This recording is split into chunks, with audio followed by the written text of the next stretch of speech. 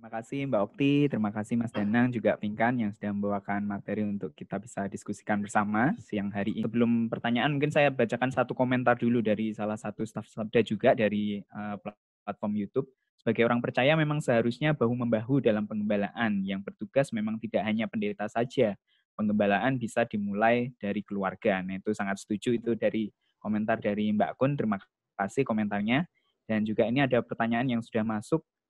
Ini mungkin lebih spesifik ke materi yang disampaikan oleh Mbak Okti ya tentang 3E. Nah, di gereja penanya, pemimpin gereja tidak memberikan 3E kecuali khotbah mingguan. Nah, maka dari itu para aktivis berinisiatif sendiri mencari bahan tambahan, entah dari sabda atau dari sumber-sumber lain. Nah, jika gereja yang seperti ini tidak mengalami perubahan di era new normal ini, apa yang akan terjadi pada jemaat dalam masa-masa yang akan datang, terus bagaimana mengatasinya. Mungkin saya akan kasih kesempatan kepada Mbak Okti untuk menjawab itu dulu. Ya, terima kasih Odi dan terima kasih kepada Bapak siapa tadi yang menanyakan. Oke, terima kasih Odi dan juga kepada pertanyaan yang sudah diberikan. Untuk menjawab pertanyaan tersebut, dalam sesi-sesi kita sebelumnya sudah banyak disebutkan oleh baik Bu Yulia, Evi, atau Odi waktu itu bahwa ketika gereja tidak bisa mengikuti perkembangan zaman untuk tetap relevan dengan kebutuhan zaman, maka jemaat secara otomatis akan mencari apa yang dibutuhkannya kepada gereja lain atau komunitas pelayanan lain. Dan ini saya pikir mungkin bukan sesuatu yang ingin dialami oleh gereja gitu ya.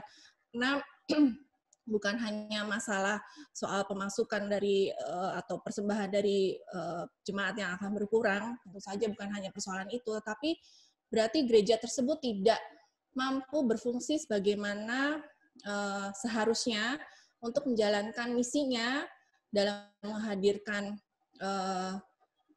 terang firman Tuhan, dalam menghadirkan pelayanan, dalam mencukupi kebutuhan gembala dan jemaatnya. Saya pikir itu mungkin Pak Danang atau Pinkan bisa menambahkan. Ya, saya akan menambahkan sedikit. Memang trennya saat ini ketika jemaat secara umum sudah masuk ke dunia digital, bahkan bukan hanya di Indonesia, seluruh dunia secara global sudah masuk dunia digital.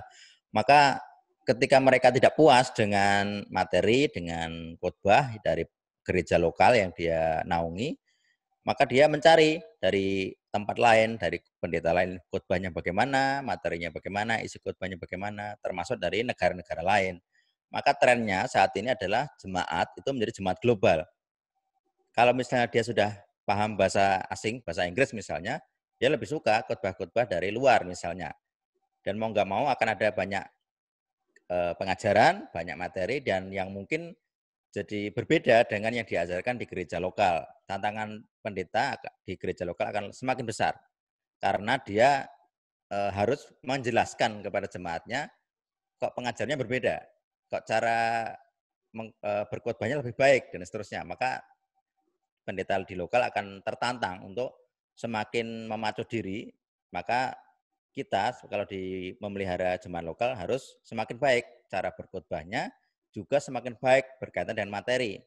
Artinya bertanggung jawab untuk apa yang diajarkan. Jadi tidak sekedar persiapan 5 menit, tidak bisa. Pasti harus banyak belajar dulu, baru bisa menjelaskan kepada jemaat. Jadi kalau tidak mau beradaptasi, kalau pendeta lokal tidak mau beradaptasi, ya jangan menyalahkan jemaat yang pergi ke komunitas global.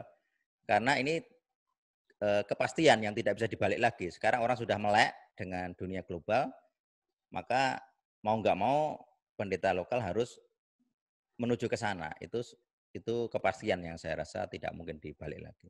Demikian komentar saya. Terima kasih. Ya, oke, demikian Saudara Odi. Ya, oke. Ini tadi kita membahas tentang penggembalaan itu tidak hanya harus dilakukan oleh pendetanya, begitu. Kita bisa pendeta atau hamba Tuhan bisa memberdayakan jemaat, tapi kan tidak bisa langsung serta-merta, begitu kan? Maksudnya sekalipun aktivis, mereka perlu perlengkapi, mereka perlu diberikan pelatihan, seperti itu yang 3E tadi, pertanyaan yang pertama. Nah, terus bagaimana begitu, maksudnya bagaimana bisa memulai untuk 3E tadi, untuk melibatkan jemaat melakukan pelayanan penggembalaan dengan teknologi, begitu. Mungkin kayaknya, ya silakan Mbak Okti. Ya, terima kasih Odi. Kalau menurut saya, memang gereja sendiri walaupun mungkin belum punya banyak kapasitas atau sumber daya gitu ya untuk memperlengkapi ataupun membuat jemaatnya lebih terampil dalam pengembalaan pada saat ini gitu ya. Tetapi pendeta ataupun banyak aktivisnya juga bisa memberikan kesadaran gitu, saling memberikan kesadaran kepada sesama jemaat yang lainnya untuk ayo dong ikut terlibat, ikut aktif. Misalnya pada saat ini gembala, pendeta ataupun gereja yang bersangkutan belum bisa memberikan materi atau bahan-bahan yang diperlukan, ada banyak bahan yang tersedia gitu secara digital yang bisa diakses oleh anggota jemaat sendiri seperti Sabda. Tadi Pinkan sudah menjelaskan panjang lebar bahwa kami punya banyak sekali resources yang bisa digunakan oleh gereja, anggota jemaat secara gratis, dan itu bisa dilakukan gitu ya, cuma bekal paket data gitu, lalu jemaat bisa belajar banyak dari sana. Bahkan juga Sabda seringkali mengadakan training, seringkali mengadakan acara-acara semacam ini. Ayo ikutan gitu jemaat, supaya semakin diberdayakan, supaya semakin tahu, supaya semakin terampil. Itu dari saya.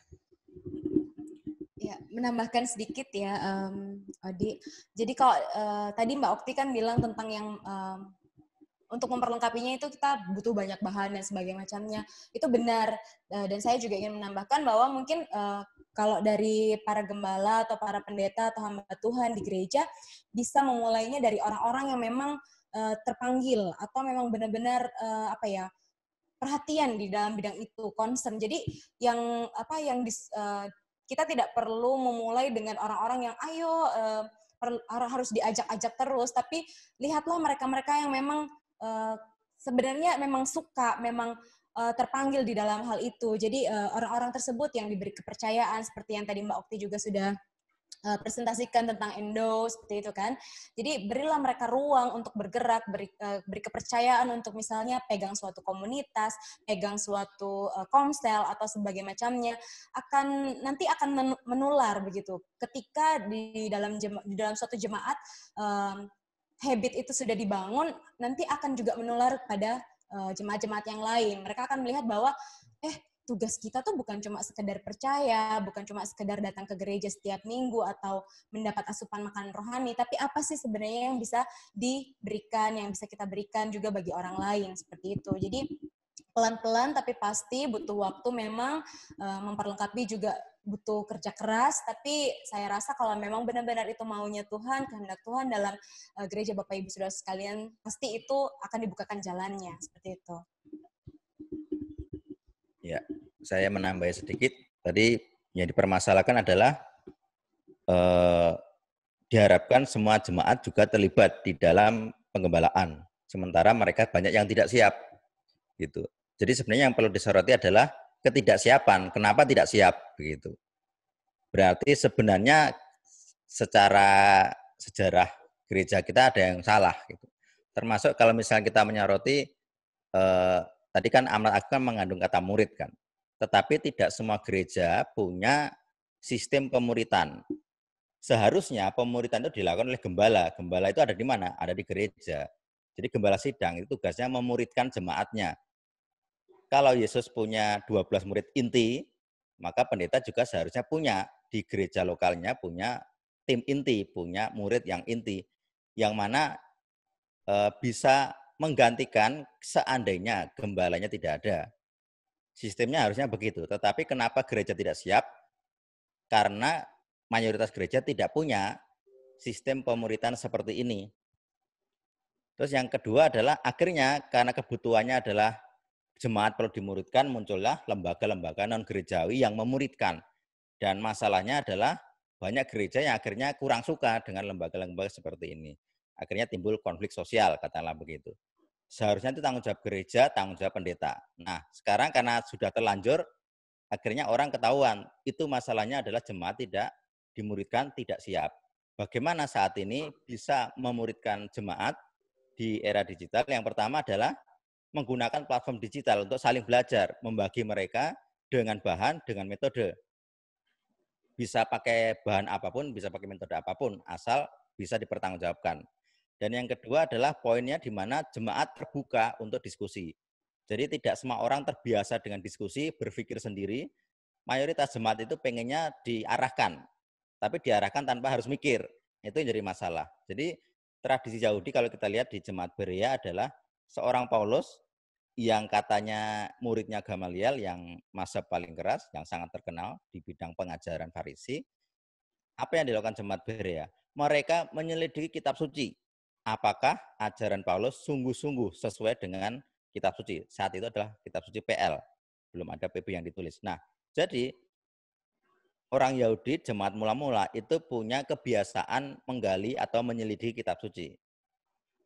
Kata menyelidiki yang digunakan di TB itu sangat jelas menusuk sebenarnya. Bahkan jemaat awam yang mendengarkan khotbah itu menyelidiki khotbah pendetanya. Coba sekarang berapa banyak jemaat kita yang menyelidiki khotbah pendetanya? Enggak banyak. Berarti ada masalah. Jadi mereka tidak siap untuk menyelidiki Alkitab. Kenapa tidak siap? Karena kurang diajar, kurang bahan. Maka untuk memulainya adalah kita harus terbuka untuk menggunakan metode dan cara digital untuk mengajarkan metode PA-nya. Jadi kita harus belajar PA, mengajari jemaat untuk PA secara pribadi. Jadi mereka harus punya pemikiran sendiri. Jadi kalau di dalam pertemuan kelas pemuritannya, orang dibiarkan berpikir sendiri secara independen. Nanti diuji di dalam diskusi, apakah argumen-argumennya jelas, apakah bisa dipertanggungjawabkan, ada dasar ayatnya enggak dari setiap perkataannya, seperti itu. Jadi kebiasaan berdiskusi, kebiasaan berdebat itu memang kita sangat kurang. Tetapi di dalam tradisi jemaat mula-mula itu ada. Jadi kalau pengen bagaimana melatih atau memulai jemaat untuk siap, yang pertama adalah tadi ajari untuk menyelidiki Alkitab dengan bahan-bahan digital. Kenapa harus digital? Karena sekarang semuanya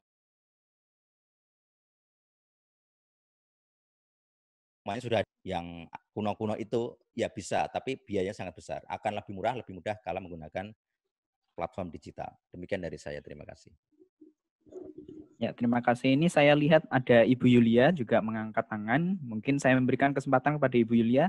Apakah Ibu ingin berkomentar atau memberikan pertanyaan, Ibu? Tadi ada beberapa hal yang sudah disinggung, khususnya tentang masalah gereja yang tidak siap untuk pengembalaan. Saya kira gereja yang tidak siap dengan pengembalaan itu sebenarnya terjadi bukan hanya pada masa pandemi gitu ya. Sebelum masa pandemi pun saya kira gereja banyak sekali tidak melakukan pengembalaan secara maksimal gitu ya. Tetapi kalau saya lihat mungkin bisa dipikirkan kalau ada gereja yang sudah melakukan pengembalaan, contoh ya salah satu pengembalaan yang sudah dilakukan gereja dulu itu adalah pembesukan. Jadi gereja bisa pergi ke rumah jemaat untuk membesuk mereka. Nah, seringkali pembesukan dilakukan hanya kalau sakit. Kalau tidak sakit, tidak dibesuk gitu ya. Seharusnya tidak sakit pun juga bisa dibesuk. Nah, itu tinggal di-extend. Maksudnya, jangan hanya yang sakit, tapi yang sehat pun mungkin sakit secara rohani juga perlu untuk dilayani. Nah, ini sistem yang tadi dikatakan oleh Mas Danang,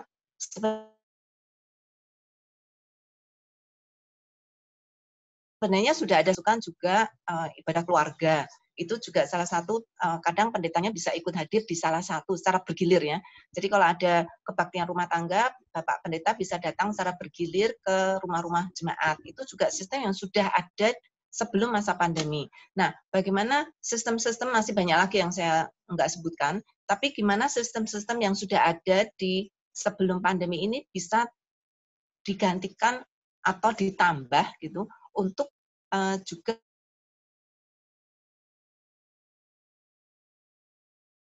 saya kira kita dengar sharing dari 1-2 hamba Tuhan, mereka menelpon jemaatnya setiap hari dengan WA ya. Setiap malam sudah ada jadwal berapa jemaat yang akan ditelepon oleh pendeta. Itu juga bisa menjadi satu sistem. Nah, tadi dikatakan gimana kalau gembalanya tidak lakukan itu. Nah, salah satu yang bisa diusahakan adalah majelis membentuk tim. Jadi jangan satu orang saja yang melakukan itu gitu. Atau inisiatif jemaat 1-2 orang saja yang punya concern, tapi bentuklah tim di dalam satu gereja. Jadi diberikan jadwal. Oke, mungkin kalau pendetanya tidak bisa setiap malam menelpon jemaatnya, ya ini tim yang sudah direstui oleh gereja dan mereka sudah diperlengkapi oleh gereja sehingga bisa melakukannya. Seringkali gereja tidak melakukannya atau kurang siap melakukannya karena mereka tidak percaya dengan tim ini. Nah, kalau sudah dipikirkan lebih jauh oleh majelis, mereka bisa memilih dan bisa menseleksi dan sekaligus mentraining orang-orang yang mereka anggap sudah cukup dewasa untuk menangani ini, gitu ya.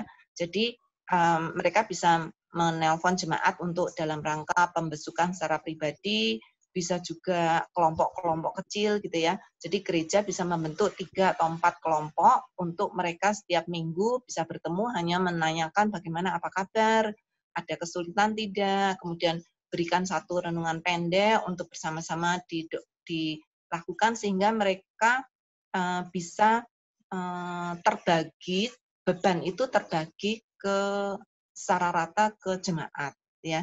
Jadi saya pikir salah satu usulan kalau gereja tidak siap dan belum punya sistem, mereka bisa memakai sistem tim sehingga itu tidak terlalu membebani dan bukan hanya satu orang tapi ada beberapa orang yang bisa saling mendukung, saling menolong sehingga itu bisa menjadi lebih sinergis untuk dijalankan. Itu aja sih. Terima kasih Bu Yulia. Ini ada juga beberapa komentar dari live chat yang saya pikir juga sangat baik untuk kita simak sama-sama. Dari salah satunya dari Pak Yohas Salu. Di tengah COVID-19 ini memang benar penggembalaan digital sangat dibutuhkan gitu supaya kita bisa punya cara yang kreatif untuk tetap melaksanakan penggembalaan. Walaupun kita di lockdown, bukan berarti tugas penggembalaan juga ikut terlockdown begitu ya.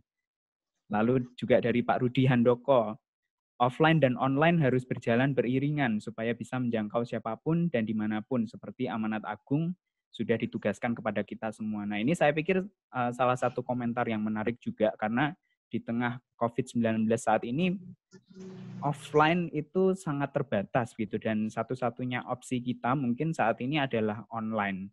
Nah, bagaimana tanggapan dari narasumber terkait ini? Bagaimana offline dan online bisa berjalan beriringan gitu untuk melaksanakan fungsi penggembalaan tadi? Ya, saya akan mencoba menjawab.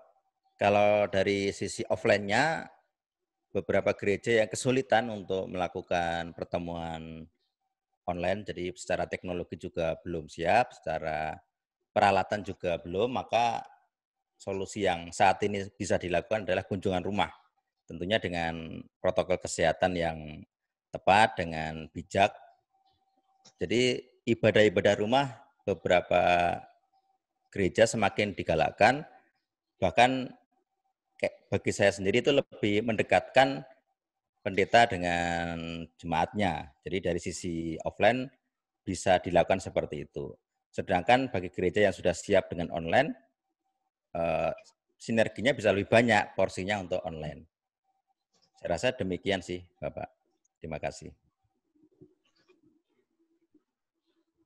Ya, ini tadi juga Pinkan juga sempat membahas ada banyak alat gitu yang bisa menolong untuk melakukan penggembalaan secara online dari jemaat ke jemaat, bahkan juga dari tidak hanya pendeta ke jemaat seperti itu. Nah, ada satu yang mungkin barangkali ini Bapak Ibu Saudara mungkin perlu tahu lebih banyak. Tadi Pinkan juga sempat menyinggung HeCares.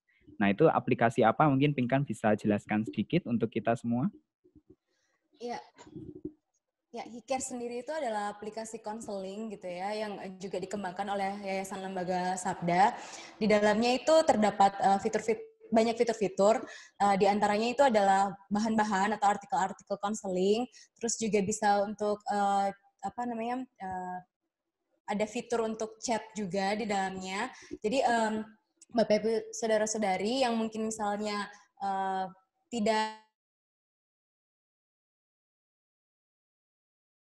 ataupun misalnya tatap muka, itu bisa menuliskannya, kemudian nanti di situ akan ada topik-topik tertentu juga yang bisa membantu Bapak Ibu saudara-saudari sekalian untuk menghadapi permasalahan yang sedang dihadapi dalam kategori-kategori juga seperti kecemasan, ketakutan, dan sebagainya macamnya, seperti itu Saudara Odi. Ya, semoga itu bisa menolong ya nanti. Dan ini masih terkait dengan resource yang dari Sabda. Ini ada juga komentar menarik dari Pak Dedi Yanuar. Memang benar Sabda menyediakan resource yang sangat banyak untuk bisa menolong gitu ya. Tapi karena saking banyaknya, mungkin orang jadi bingung begitu harus mulai dari mana. Nah, apakah dari Sabda ada saran begitu harus mulai dari bahan yang mana? Mungkin spesifik untuk menolong kita dalam menjalankan ini ya fungsi pengembalaan gitu. Oke. Ya nanti saya coba jawab nanti, tapi narasumber yang lain akan menambahkan. Kalau dari saya sendiri sih mungkin yang akan perlu Bapak Ibu sudah sekalian butuhkan adalah bidang ya, sesuai bidang pelayanan yang mungkin Bapak Ibu concern terhadapnya. Jadi misalnya kalau Bapak Ibu saudara-saudari senang dengan anak-anak dan melayani anak-anak sekolah minggu dan sebagainya macamnya, ya itu bisa mulai dari resource ILSA yang berkaitan dengan pelayanan anak, itu banyak sekali juga. Dan pengembalaan juga untuk orang tuanya seperti itu banyak situs, banyak aplikasi juga yang bisa digunakan, dan kemudian ada daftar-daftar list dari bahan-bahan tersebut yang juga ada di resource.sabda.org. Mungkin Mbak Okti mau tambahkan? Ya, tadi sudah disebutkan oleh Pinkan. Kami dari ILSA punya satu tim pelayanan digital resources yang memiliki belasan bidang pelayanan yang Bapak Ibu saya sendiri sampai nggak hafal gitu ya. Ada anak, ada wanita, ada konseling, ada misi, ada pemuritan, ada pelayanan remaja, dan sebagainya. Jadi silakan Bapak Ibu kalau memerlukan bahan-bahan sesuai dengan konteks kebutuhan pelayanannya, bisa datang ke situs kami. Atau kalau masih bingung, bisa tanya gitu ya melalui WA atau email, ataupun melalui Telegram ke Sabda. Nanti kami akan arahkan Bapak Ibu atau saudara bisa pergi ke bidang atau situs pelayanan apa gitu yang tepat untuk memenuhi kebutuhan Bapak Ibu saudara. Gitu sih. Terima kasih. Ya, terima kasih. Kiranya itu cukup menjawab pertanyaannya. Ini saya juga melihat ada Pak Roditus Mangun Saputro mengangkat tangan. Ini saya ingat kemarin Pak Roditus juga bilang sangat menanti-nantikan topik ini gitu ya. Saya memberikan kesempatan kepada Pak Roditus untuk bisa menyampaikan pendapatnya. Bisa di-unmute dulu Pak audionya. Ya, terima kasih Mas Odi. Ya. Saya mendengar banyak tadi dan saya mendapatkan berkat. Nah, saya hanya sharing saja Mas Odi ya berkaitan dengan kondisi pelayanan gereja hari-hari ini ya. Mau tidak mau kita harus menerima kenyataan bahwa pelayanan gereja hari-hari ini berbeda dengan yang lalu.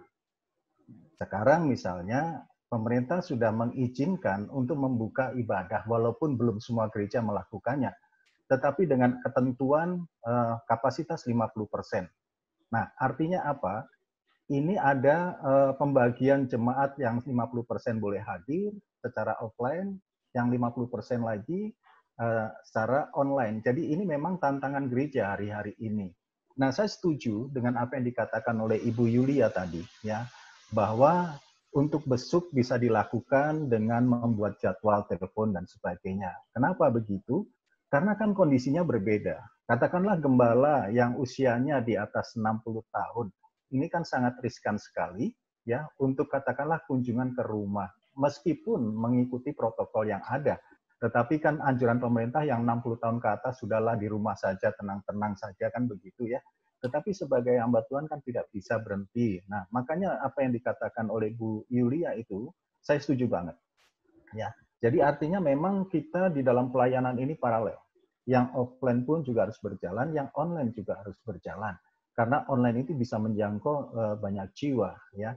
Dan juga begini, di dalam pelayanan ini kan juga bukan saja anak-anak muda, tetapi lansia juga harus kita layani. Nah, di dalam pandemi COVID-19 ini, manula, ya usia-usia lanjut itu merasa dalam tanda petik merasa kurang diperhatikan begitu dengan ibadah online. Mau tidak mau juga harus mendapat sentuhan begitu dalam pelayanan.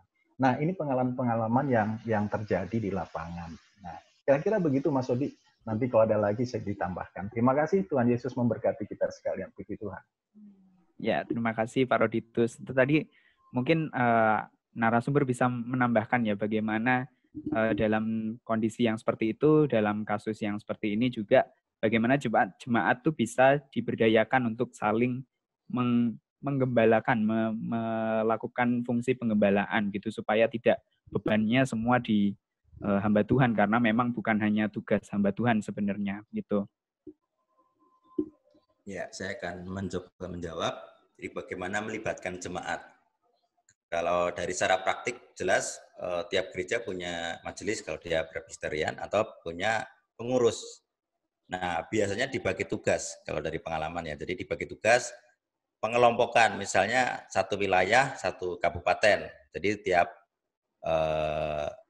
majelis kalau di permajelisan ya pakai sistem majelis, biasanya mereka punya kelompok, majelis kelompok 1 misalnya sampai 10. 10 wilayah atau 10 kecamatan misalnya. Tiap kecamatan satu orang atau satu pasang majelis. Demikian juga untuk pengurus dibagi-bagi. Jadi kalau sistem organisasinya baik dan sistem delegasi tugasnya baik, saya rasa sebenarnya tidak sulit untuk menjalankan sistem pembagian tugas ini. Saya rasa begitu Mas Odi. Semoga bisa menjawab. Ya. Nah, ini sangat bersyukur begitu karena adanya pandemi ini banyak yang terpaksa juga melayani dengan online gitu ya, walaupun belum mau, tadinya enggan untuk memeluk teknologi, tapi pada akhirnya harus terpaksa. Dan kita sekarang bisa lihat gitu bagaimana teknologi bisa menolong apa yang sebelumnya kita mungkin tidak mau lakukan dengan teknologi begitu, dampaknya begitu besar gitu. Ya, bersyukur untuk itu komentar dari beberapa orang yang saya lihat di live chat juga saya simpulkan seperti itu. Nah, ini ada pertanyaan lagi dari Saudara Nehemia tentang penggembalaan yang tadi sudah dijabarkan oleh para narasumber. Nah, apakah penggembalaan semacam itu bisa diterapkan ke semua orang? Apakah ada perbedaan antara penggembalaan orang percaya yang undur dengan orang yang sama sekali belum percaya gitu? Barangkali ada yang ingin menanggapi dari narasumber. Maksudnya mungkin kalau memang tadi kan istilahnya pakai jemaat yang undur dan yang sama sekali belum gitu. Ya mungkin maksudnya penjangkauan mungkin ya, bukan pengembalaan. Ya kalau yang undur ya saya rasa bisa dikunjungi secara fisik maupun digital. Tadi ada di telepon, video call dan sebagainya. Saya rasa itu untuk saat ini sudah cukup ya. Jadi yang penting sebenarnya jemaat itu merasa diperhatikan. Itu diperhatian dengan di telepon atau dikunjungi. Sedangkan untuk penjangkauan, saya rasa kita sudah punya banyak sampel atau contoh orang-orang yang bermisi atau lembaga-lembaga misi yang menjangkau melalui dunia digital. Mereka mengajak diskusi, mengajak menggunakan media-media, entah film atau gambar, komik, dan sebagainya untuk bisa menjangkau orang-orang di luar sana. Jadi kalau soal metode saya rasa sebenarnya sudah banyak yang bisa kita pelajari dari yang sudah dilakukan bahkan sebelum pandemi. Saya rasa demikian Mas Odi. Ya, terima kasih. Ini saya juga lihat ada Pak Fritz Yohanes mengangkat tangan. Mungkin Pak Fritz Yohanes ingin memberikan ini sharingnya. Saya persilahkan kepada Pak Fritz Yohanes untuk meng-unmute audionya, Pak. Oke, terima kasih. Sekedar sharing pengalaman dari kami di Solo, di Manahan. Sama seperti yang dikemukakan oleh narasumber, bahwa ada beberapa opsi untuk penggembalaan, baik yang offline maupun yang online. Offline juga ada beberapa opsi, yang online juga ada beberapa opsi yang sudah kami jalankan di Solo, di GKJ Manahan. Baik itu persekutuan keluarga atau beberapa keluarga, tapi tetap membatasi jumlah peserta. Tidak boleh lebih dari 10 orang dan mengatur jarak. Juga mengikuti protokol kesehatan yang sudah ditentukan oleh tim gugus. Lalu untuk pelayanan online itu juga ada beberapa opsi, beberapa aplikasi digunakan, baik Zoom, Google Meeting, untuk yang kelompok lebih kecil melalui WhatsApp dan lain sebagainya, itu bisa dipergunakan dalam rangka penggembalaan. Untuk Zoom yang premium bisa pesertanya cukup banyak, dalam kelompok-kelompok bisa memungkinkan untuk penggembalaan dalam jumlah yang banyak. Itu opsi yang kami pergunakan untuk penggembalaan. Dan yang sepakat dengan apa yang dikatakan oleh narasumber-narasumber tadi adalah bagaimana organisasi gereja itu bisa dijalankan. Jadi pekerjaan penggembalaan ini dibagi supaya lebih efektif, lebih efisien, lebih banyak jemaat yang bisa dijangkau dengan pelayanan penggembalaan di gereja. Akan sangat berat bagi pendeta. Misalnya di GKJ Manan itu ada 3 pendeta aktif dengan jumlah jemaat yang lumayan banyak, itu sangat sulit untuk menjangkaunya. Jadi perlu pembagian. Tadi narasumber menyebutkan ada pembagian berdasarkan wilayah-wilayah. Itu yang kami lakukan. Kalau kami menyebutnya dengan blok-blok, ada terdiri dari 15 blok dan 1 pepantan. Dan masing-masing blok atau pepantan itu ada pengurusnya, koordinator pengurusnya. Kita mencoba berbagi tugas dalam rangka penggembalaan kepada jemaat yang ada di blok-blok atau di pepantan itu. Dan benar bahwa apa yang di kalangan jemaat sendiri juga kita harus melihat ragamnya. Ada yang bisa offline, ada yang tidak bisa online. Jadi yang sepuh-sepuh bagaimana, yang sudah usia lanjut bagaimana.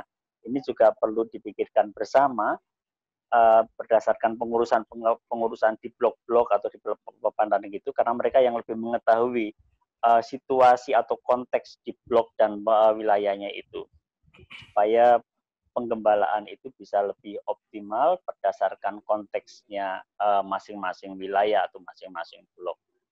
Jadi saya kira itu. Namun ada pertanyaan untuk narasumber kepada Sabda. Dari beberapa aplikasi, kesulitan jemaat, kadang kan persoalan kuota data. Supaya lebih bisa meminimalisir ini bagaimana? Misalnya pakai Zoom, Google Meeting, atau apapun itu. Tetap bisa mempergunakannya, tetapi kita bisa ngakali ya namanya, supaya kuotanya tidak terlalu besar. Itu seperti apa? Kan kasihan juga jemaat kalau harus mengeluarkan banyak kuota, itu juga berdampak pada persoalan ekonomi. Itu aja pertanyaannya. Terima kasih. Ya, kalau dari sisi teknis, kalau berkaitan dengan bandwidth, itu kalau di Zoom ini sebenarnya yang bikin besar video, Pak. Video termasuk nanti kalau pembelajaran pakai sharing screen. Kayak tadi kita berbagi PowerPoint atau PDF yang ditampilkan. Gitu. Jadi itu memang memakan bandwidth yang besar. Kalau pengen menghemat, dan karena sering pakai, biasanya yang pertama adalah matikan videonya. Jadi hanya gunakan audio saja. Jadi hanya pakai video kalau sangat-sangat perlu untuk video webcam. Lalu untuk sharing screen, kalau memungkinkan bisa dijelaskan dengan audio. Saya rasa demikian sih tips-tips yang bisa untuk menghemat bandwidth. Jadi kalau misalnya sering dipakai, tentu kalau harus video terus akan banyak memakan bandwidth. Saya rasa demikian tips yang bisa saya berikan. Demikian Bapak atau Mas Odi, silakan. Ya, terima kasih. Sebelum kita menutup, saya ingin memberikan kesempatan terakhir untuk Pak Rudi Handoko untuk bisa membacakan komentarnya sendiri yang sudah ditulis di live chat, karena saya kira ini sangat baik untuk merangkum semua yang sudah kita diskusikan hari ini. tentang penggembalaan masa kini adalah bagaimana gembala mengajar domba memasak. Nah, begitu. Saya berikan kesempatan kepada Pak Rudi Handoko, mungkin bisa membuka audionya, di unmute dulu Pak. Ya, mungkin dari Pak Rudi Handoko belum bisa terhubung dengan audio. Kalau begitu saya akan bacakan komentarnya. Ini menarik sekali saya bacakan. Penggembalaan masa kini salah satunya adalah bagaimana gembala khususnya bisa mengajar bagaimana domba bisa memasak dan mengolah makanan sendiri supaya mereka bisa menikmati makanan sendiri dengan benar dan sesuai dengan kebutuhan masing-masing. Hanya saja mesti dipantau hasilnya apakah sudah sesuai dengan Alkitab. Nah, itulah tugas gembala. Jadi itu cukup merangkum apa yang sudah kita diskusikan hari ini. Jemaat itu perlu digembalakan. Dan untuk masa saat ini kita apabila kita ingin melakukan penggembalaan dalam cara yang biasa, mungkin kita kesulitan karena itu kita harus beralih ke digital, kita harus semakin kreatif dalam cara-cara kita. Nah itu, dan kita juga bisa memberdayakan sesama jemaat untuk saling bertumbuh dalam iman. Nah, jadi tugas penggembalaan adalah tugas seluruh orang percaya, dan pada masa transisi ini kita harus pergi ke dunia digital untuk menggembalakan jemaat yang digital. Seperti itu. Baik, saya kira sudah cukup untuk sesi tanya-jawab kali ini. Ya, terima kasih Mbak Okti, Mas Danang, juga Pinkan. Terima kasih kepada Bapak Ibu Saudara juga sangat aktif dalam berpartisipasi dalam diskusi kali ini. Semoga besok kita masih bisa ketemu lagi untuk berdiskusi di sesi Sabda Live besok. Saya kembalikan kepada Mbak Evi sebagai host. Terima kasih.